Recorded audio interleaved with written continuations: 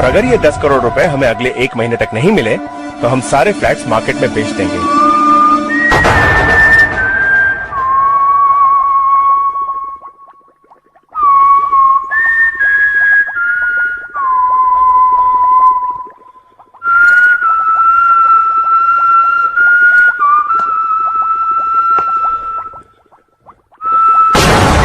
तुम ये सिटी क्यों बजा रहे हो?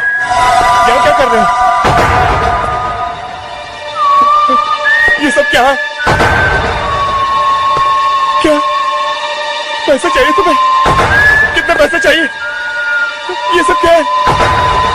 नहीं, नहीं, नहीं, नहीं, नहीं।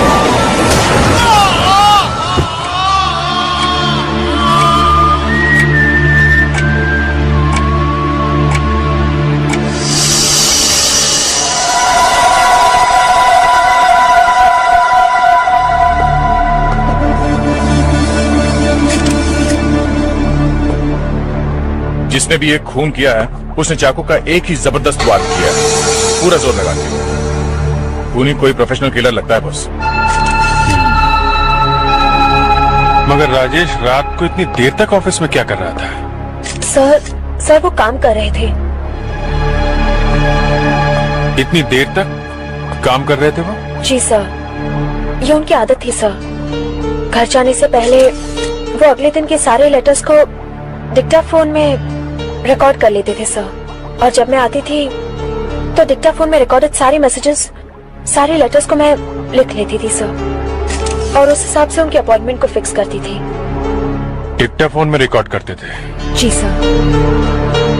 हो सकता है जब इनकी मौत हुई हो उस वक्त ये लेटर्स रिकॉर्ड कर रहे हो अपने डिक्टाफोन में, और अगर ऐसा हुआ है तो उस वक्त ये सारी आवाजें उस डिक्टाफोन में रिकॉर्डेड होनी चाहिए। लेकिन वो डिक्टाफोन है कहाँ? जरा देखो, यहाँ कोई डिक्टाफोन दिखता है क्या?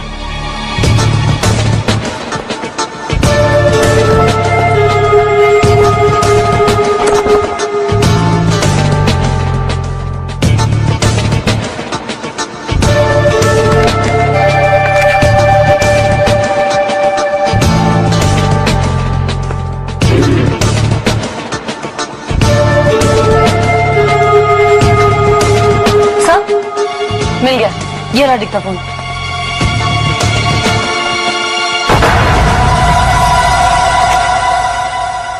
ये लेटर हमें रमन एंड सन्स के लेटर को रिप्लाई में भेजना है। इसमें उनसे कहना है कि आपके 10 करोड़ रुपए हमें अभी तक नहीं मिले, और अगर ये 10 करोड़ रुपए हमें अगले 1 महीने तक नहीं मिले तो हम सारे फ्लैट्स मार्केट में बेच देंगे। तुम ये सिटी क्यों बजा रहे हो? तुम यहाँ क्या कर रहे हो? ये सब क्या है? पैसे चाहिए तुम्हें? कितने पैसे चाहिए? नहीं, नहीं, नहीं। ये क्या? लगता है कोई सीटी बजा रहा है। अब ये सीटी हमें उस कातिल तक पहुंचाए। खूनी कितना भी चालाक क्यों ना हो, कोई ना कोई गलती तो जरूर करता है। मुझे तो इस वक्त यहाँ कोई गलती दिखाई नहीं दे रही है। इस टेप पे अभी एक सीटी की आवाज सुनी ना? हाँ। ये मरने वाली की तो नहीं होगी, ये जरूर उस खूनी की ही है। सर, खूनी कोई आदमी है। तुम्हें ऐसा क्यों लग रहा है? इस तरह की सीटी कोई आदमी बजा सकता है। क्यों? ये कोई जरूरी नहीं है सर, इस तरह की सीटी कोई औरत भी बजा सकती है। ये भी ठीक कर रही है। ओके, तुम बजा के दिखाओ अनुष्का।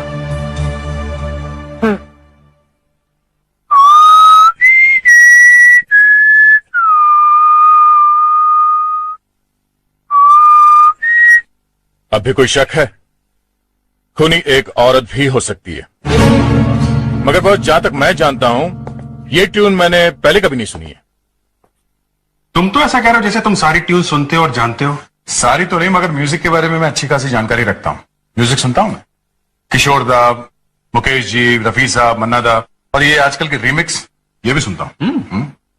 मगर फिर भी तुम इतने 100% कॉन्फिडेंस से कैसे कह सकते हो कि ये ट्यून तुमने पहले कभी नहीं सुनी? मैंने ये कब कहा कि मैं 100% कॉन्फिडेंट हूं? मगर अगर इस ट्यून पे कोई गाना बना है तो या तो एकदम नया है, मार्केट में नहीं आया है, या फिर ज्यादा पॉपुलर नहीं रहा होगा, यानी पब्लिक के नोटिस में नहीं आया। मतलब अगर इस ट्यून पे गाना बना भी है तो ज्यादा लोगों ने नहीं सुना है। हो सकता है।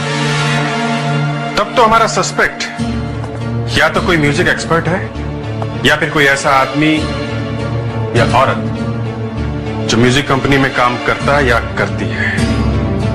तो फिर हमें किसी ऐसे आदमी को कांटेक्ट करना पड़ेगा जो नए म्यूजिक पे अपनी राय देगा। शुरुआत के लिए आइडिया अच्छा है।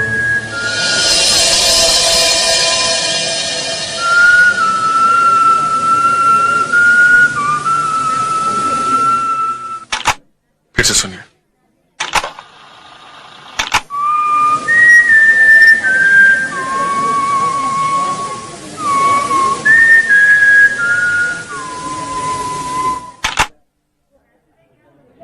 क्या लगता है आपको? एकदम नई ट्यून है, कुछ समझ में नहीं आ रहा सर। दरअसल प्रॉब्लम ये है कि आज का हर रोज एक नई म्यूजिक कंपनी खड़ी हो जाती है, कहीं से एक नया म्यूजिक डायरेक्टर भी पकड़ के ले आती है। अब सर सबके बारे में पता रखना थोड़ा मुश्किल हो जाता। अब क्या करें सर? एक तरीका है सर, आप एफएम रेडियो स्टेशन जाएं, उनके पास नए से नए और पुराने से पुराने गानों के और धुनों का कलेक्शन रहता है, और साथ में म्यूजिक कंपनी भी अपनी आने वाली एल्बम उन्हीं के पास भेजती है ताकि वो बार बार बजाकर उसे पॉपुलर कर दे। मुझे ऐसा लगता है कि सर आपको वहां से हेल्प जरूर मिल सकती है।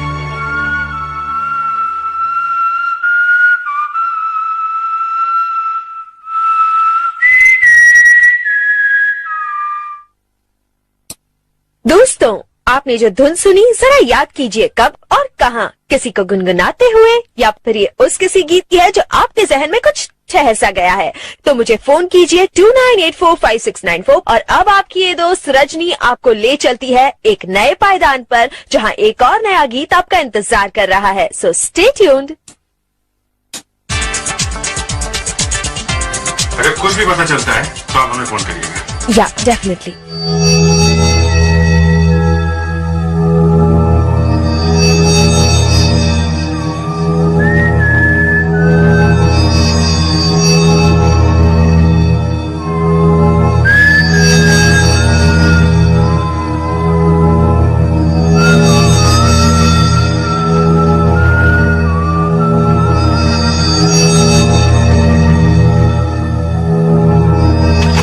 फेडेक्स बंद मत करो, टेप चलने दो। पूरी रात चली है, शायद कोई साउंड हो।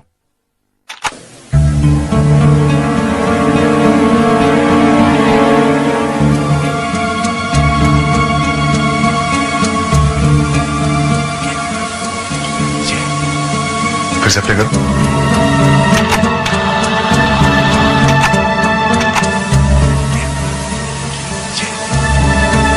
कोई बोल रहा है मगर समझ में नहीं आ रहा। पर मेरी समझ में आ रहा है कि मामला क्या है। फेडेक्स प्ले करो।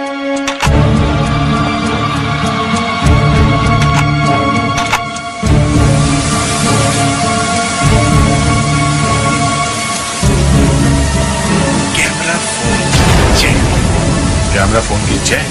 अब समझे फेडेक्स, जिस वक्त राजेश का खून हुआ उस वक्त कैबिन में कोई तीसरा आदमी भी था। क्या?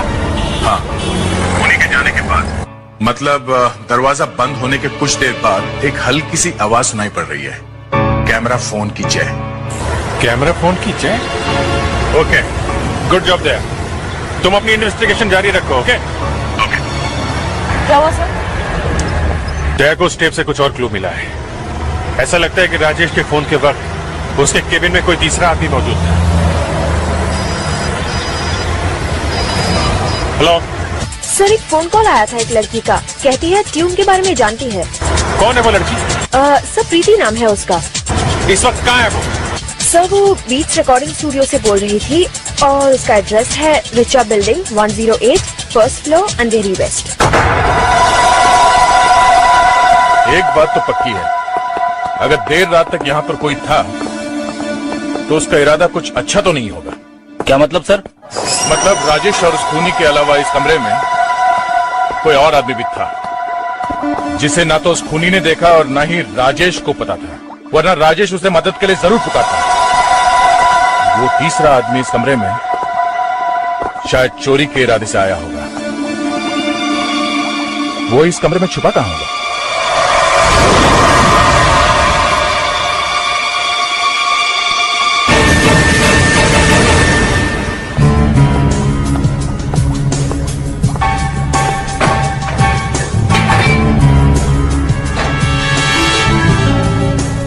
इस कमरे में यही एक जगह है जहां वो तीसरा आदमी छुप सकता था।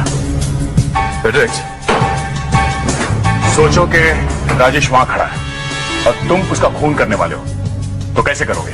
दिखाओ। खूनी जरूर दरवाजे से अंदर आया होगा। राजेश वहां खड़ा था। खूनी ने राजेश को ऐसे मार दिया।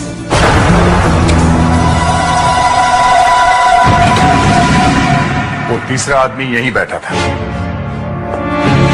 उसने जो फोटो खींची उससे वो खूनी को ब्लैकमेल करने वाला है, तभी तो वो हमारे पास नहीं है। अब सवाल ये उठता है कि वो यहां से गया कहां और हम उस तक पहुंचेंगे कैसे? फेडेरिक्स, इस ऑफिस की अच्छी तरह से तलाशी लेते हैं। Yes sir.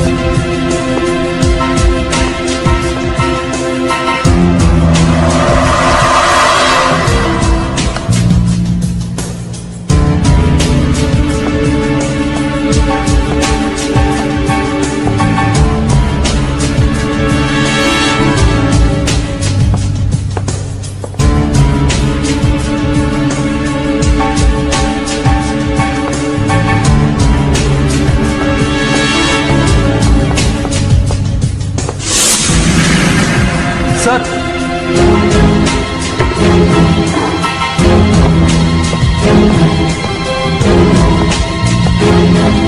हाँ बेटा, ये देखिए ग्लव।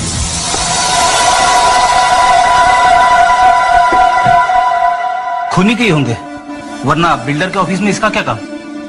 खूनी के होते तो इस पे खून के निशान लगे होते हैं। ये उस कैमरा फोन वाले के हो सकते हैं।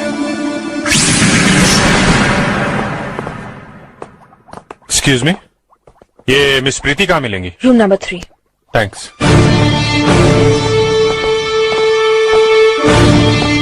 समय देखता हूँ। हाँ।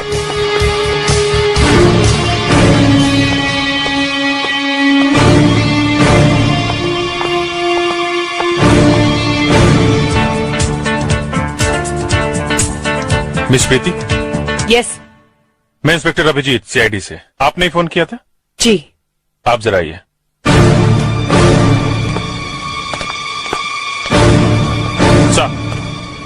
प्रीति। हाँ प्रीति, तुमने वो धुन कहाँ सुनी थी? सर, कल मैं इस रिकॉर्डिंग स्टूडियो में काम कर रही थी और मुझे वो आवाज यहीं कहीं सुनाई दी थी। किसकी धुन थी वो? मेरा मतलब है, कौन बजा रहा था?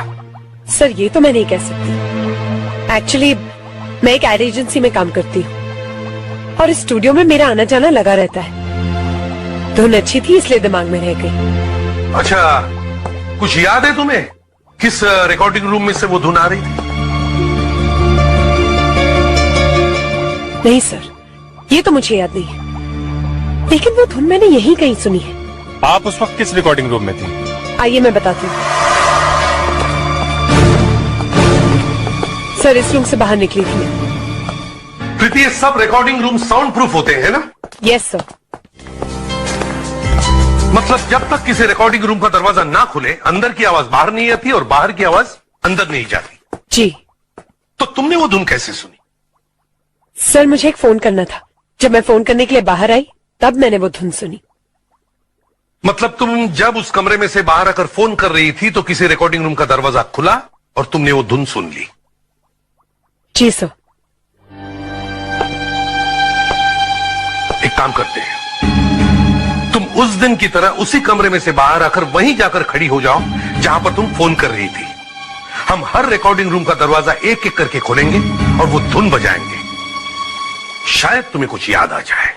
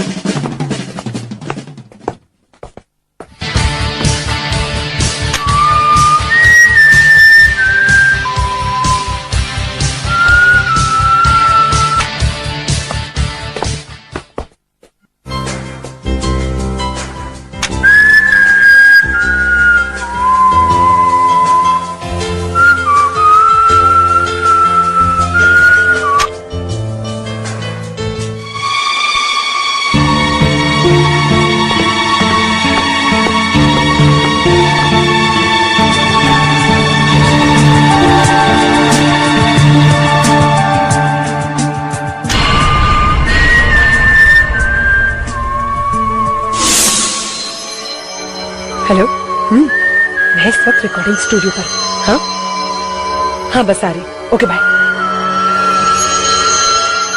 धुन अच्छी। सर याद आ गया, इसी रूम में से आवाज आ रही थी। आयुष्या यस सर, 100%।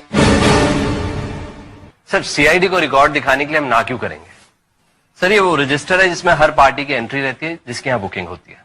कल 4 नंबर रिकॉर्डिंग रूम में किसकी रिकॉर्डिंग थी? 1 मिनट सर।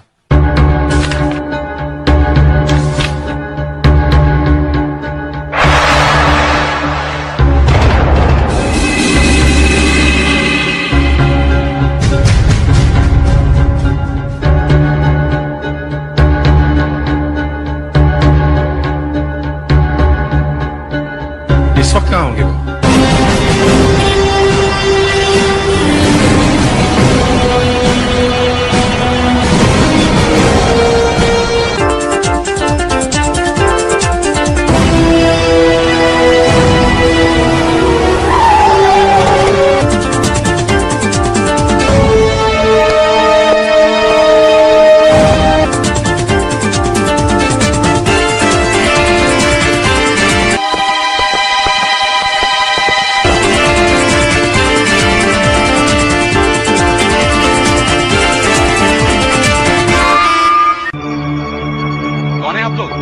घुसे आ रहे हैं? हम ऑफिस से मिलने आए मिस्टर बाबा सहगल।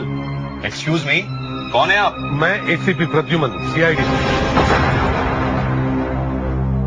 सर रिहर्सल चल रही है, इतना तो देखिए आप। वो हमें दिख रहा है। आप हमारे साथ चलिए। You are under arrest. Arrest? But आप मेरे को अरेस्ट क्यों करेंगे? क्योंकि आप सीटी बहुत बढ़िया बजाते हो। क्या?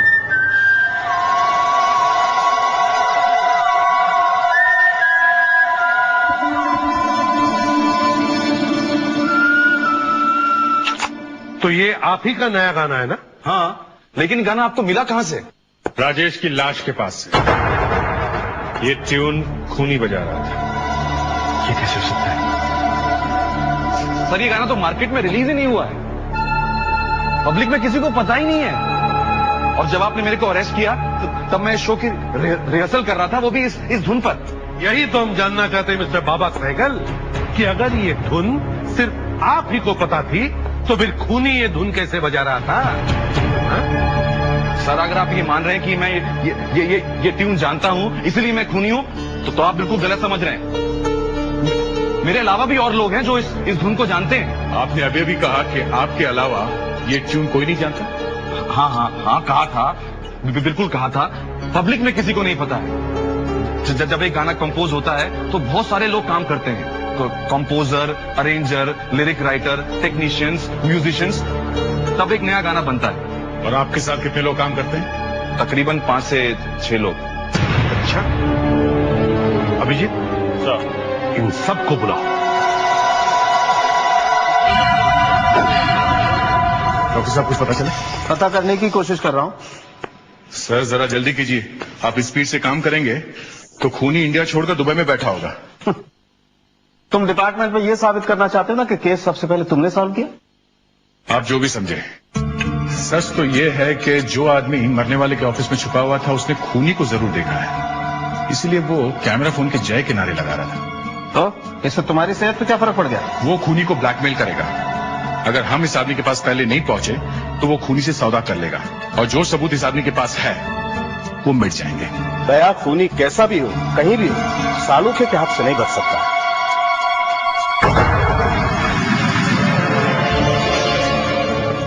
अभिजीत सब तैयार है?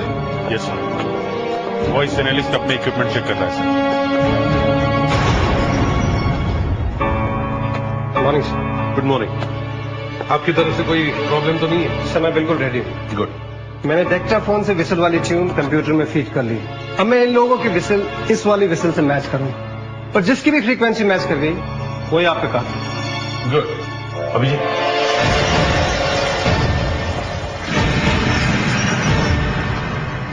हम लोग एक एक करके वहां उस केबिन में जाएंगे और माइक के सामने सीटी बजाएंगे। देखते हैं किसकी सीटी उस सीटी से मैच करती है।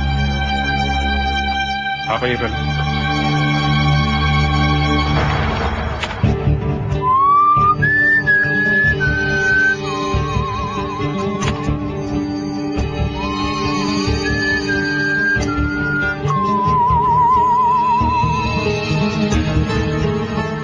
दोनों मैच नहीं कर रही।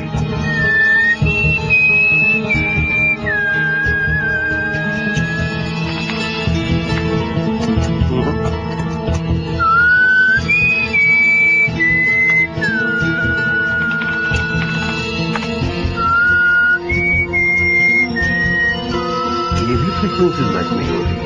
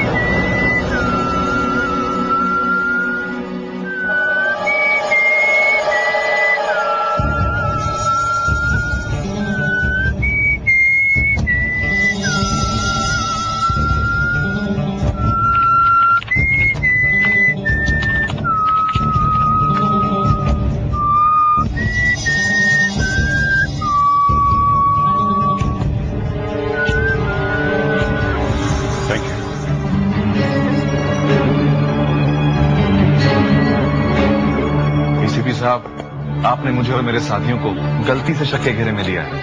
कहा था ना मैंने आपसे, हमारा कुछ लेना देना नहीं है इस मर्डर से। देखिए, अगर ये ट्यून आपकी ना होती तो हम आप पे शक भी न करते। हाँ, और हम ये साबित करेंगे कि इस ट्यून का इस मर्डर के साथ कितना बड़ा ताल्लुक है, और वो खूनी भी कौन।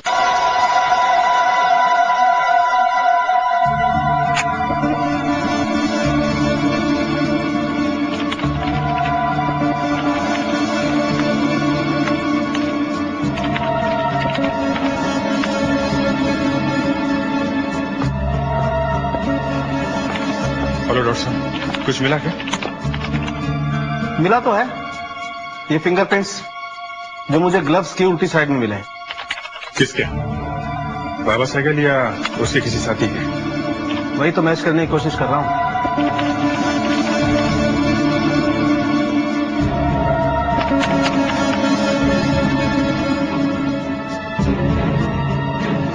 सॉरी बॉस, ये फिंगरप्रिंट्स तो किससे मैच नहीं करते।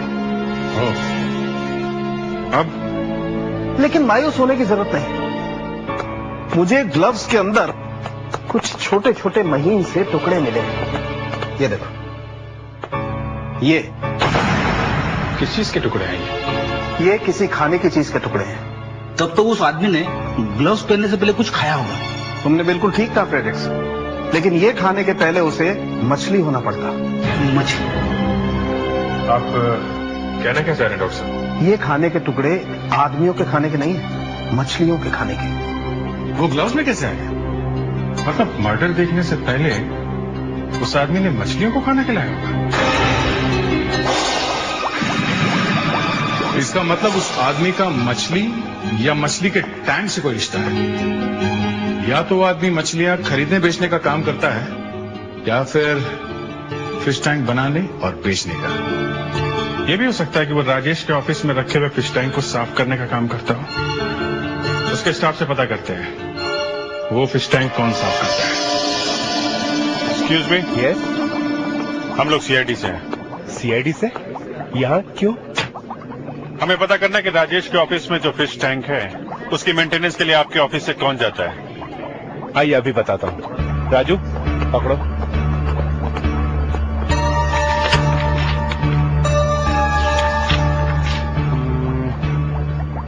देखिए, वो एरिया 3 लोग कवर करते हैं,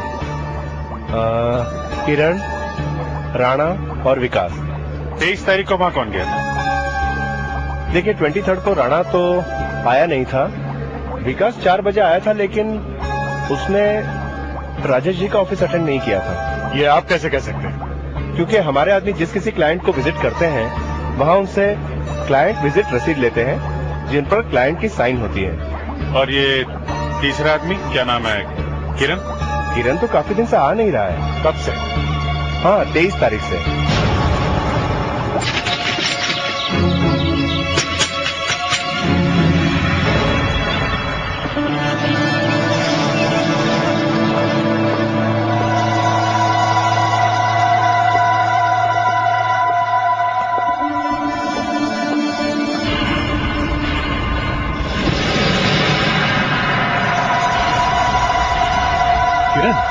वही हुआ जो हम लोग सोच रहे थे। इसने खूनी को ब्लैकमेल करने की कोशिश की और ये मारा गया। जरा देखो, इसके पास मोबाइल है क्या? राजेश के मर्डर के समय इसने जो फोटो खींची थी, शायद वो मिल जाए। इसकी जेब में तो कुछ नहीं है। कहीं ऐसा तो नहीं कि वो मर्डर करने वाला मोबाइल फोन भी लेके गया हो? इस कमरे को अच्छी तरह से देखते हैं, शायद मिल जाए या कोई और काम की चीज मिल जाए।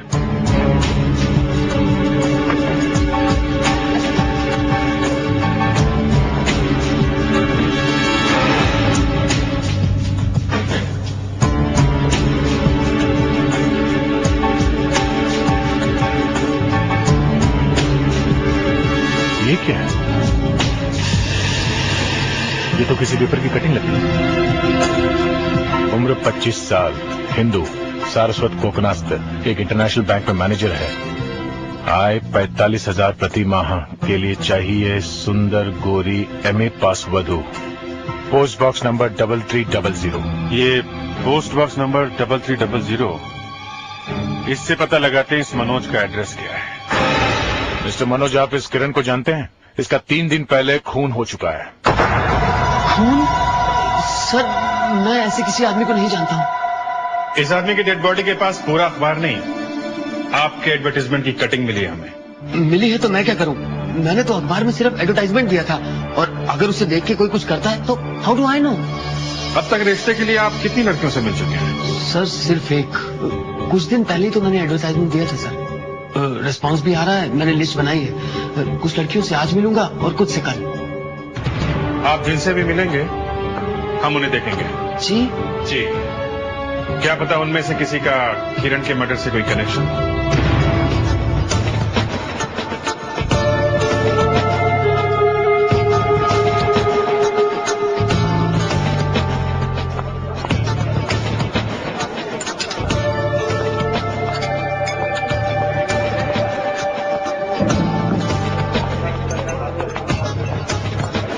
नमस्ते।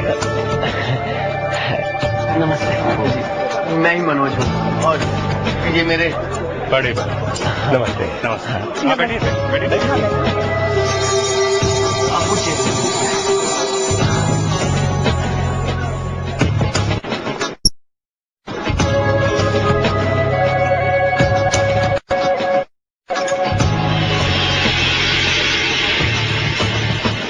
ये यहाँ कैसे आ गई?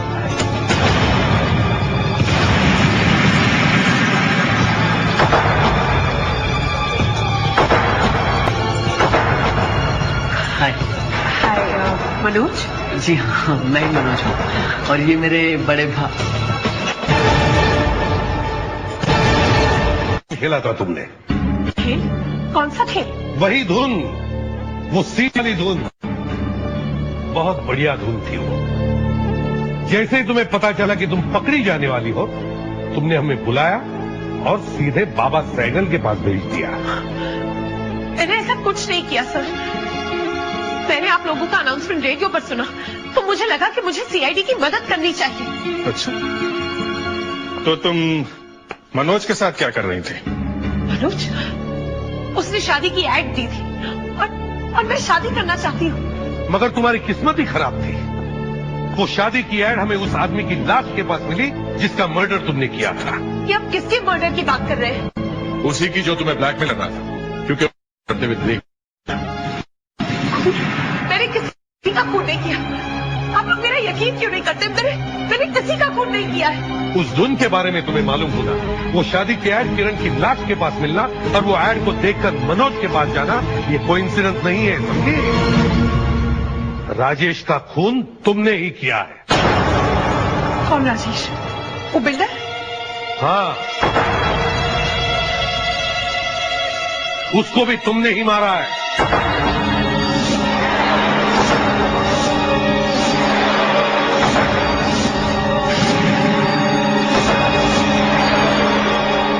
मिस प्रीति?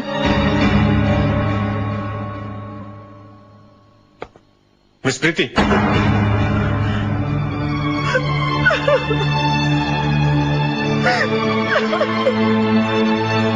मैडम हम औरतों की बहुत इज्जत करते हैं, इसीलिए आपसे रिक्वेस्ट करते हैं कि आप हमें मजबूर ना करें। बोलो प्रीति, सच क्या है? बताओ प्रीति, सच क्या है? मैंने ही राजेश को मारा और उस दूसरे आदमी को भी मैंने ही मारा। दोनों को मैंने ही मार दिया।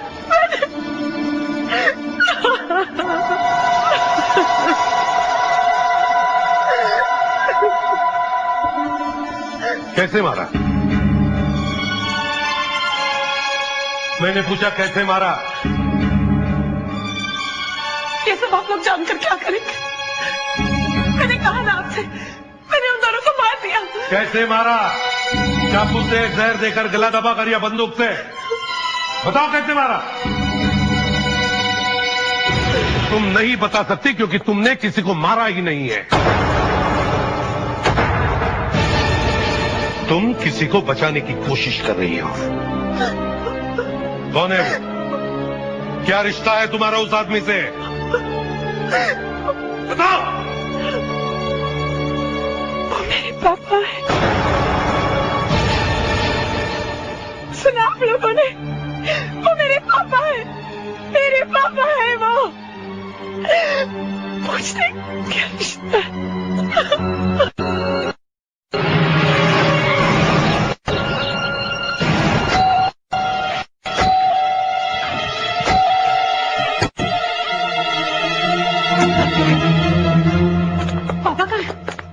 साहब तो घर पे नहीं है बेटी। घर पे नहीं है? नहीं साहब।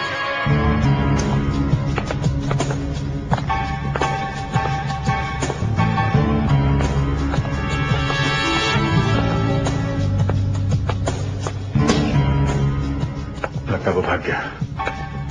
उन्होंने बताया नहीं तुम्हें कि कहाँ जा रहे हैं वो? नहीं साहब, पर जाने से पहले किसी से फोन पे बात करने की कोशिश कर रहे थे। किससे?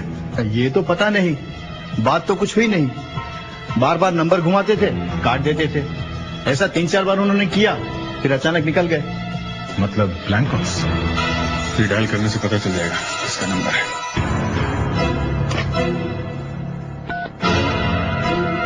हेलो, इंस्पेक्टर अभिजीत, सीआईडी से। ये किसका नंबर है? ये संजय कुमार के घर का नंबर है। क्या बात है? नहीं, कुछ खास नहीं। Thank you very much. ये संजय कुमार कौन है? तो बिल्डर राजेश का बिजनेस पार्टनर है। हमारे सारी मुसीबतों की जड़ वही है। लेकिन पापा तो उसके नाम से भी चिढ़ते हैं। तो फिर उन्होंने उसे फोन किया क्यों होगा? लगता है एक और जान खतरे में है। संजय कुमार।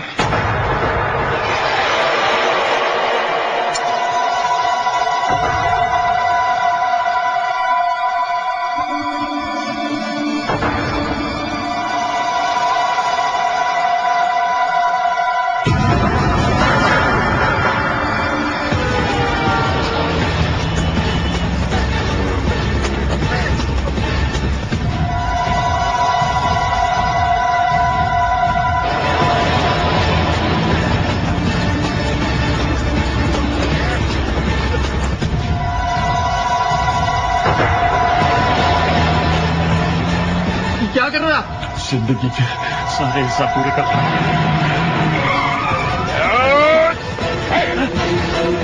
तो गोली चला दूंगा। मैं इसे जिंदा नहीं छोड़ूंगा। चीटिंग के केस में तुम्हें भी अरेस्ट किया जाता है मिस्टर संजय। वो ट्यून थी ही इतनी अच्छी कि किसी की भी जुबान पे चढ़ जाए। प्रीति से सुनी तो अनजाने में मैं भी गुनगुनाने लगा।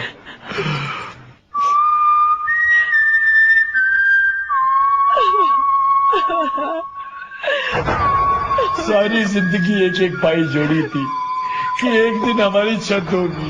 मैंने सारे पैसे राजेश और संजय को दे दिए, यहाँ तक कि प्रीति की शादी के लिए जो मैंने पैसे जोड़े थे वो भी उन्हें दे दिए। लेकिन इन धोखेबाजों ने तो बिल्डिंग ही नहीं बनाई साहब। मैंने सोचा इन धोखेबाजों से बदला लेने का।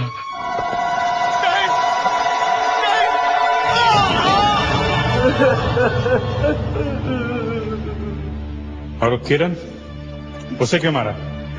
ब्लैकमेल कर रहा था, कह रहा था राजेश का खून करते हुए उसने मेरी फोटो खींची है। जब उसका फोन आया तो मैं अपनी बेटी प्रीति की शादी के लिए मेट्रोपोलिटन कॉलम काट रहा था।